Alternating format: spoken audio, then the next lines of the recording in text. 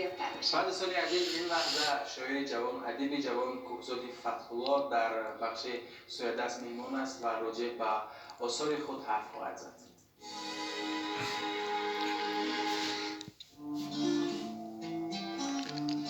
این سو برای معرفی کتاب‌های نشر گردیده به کتابخانه مؤسسه دولتی تلویزیونی سفینه شاعر جوان کوهزاد فتح‌الله را دعوت کردیم و با دستاویزی خود کوهزاد این لحظه مهمان بخش سویدست میباشد.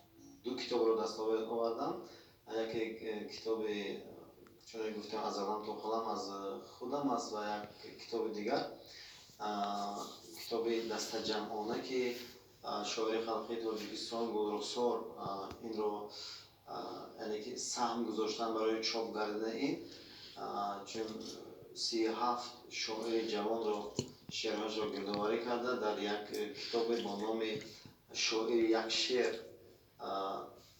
تقدیم خوانندگان کردند. جای در سرسخن کتابی او محرر نگاشته است شعر را نباید نوشت، شعر را باید گریست و یا خندید و واقعا این احساسات در شعرهای کوهزاد عیان است.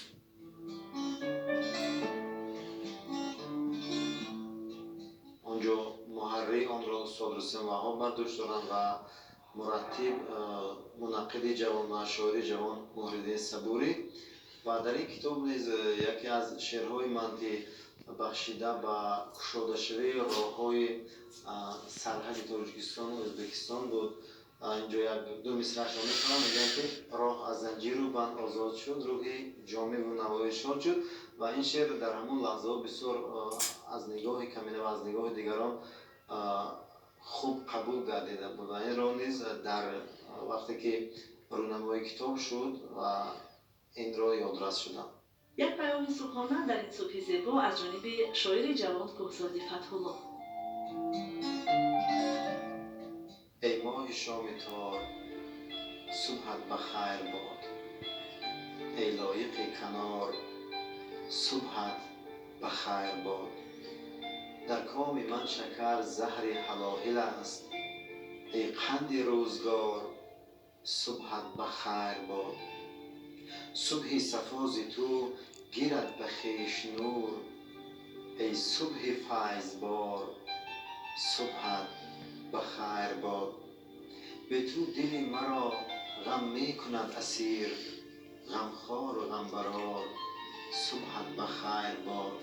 سرسبز باغ دل از مهربانیت، ای سبزه بهار صبحت بخیر باد.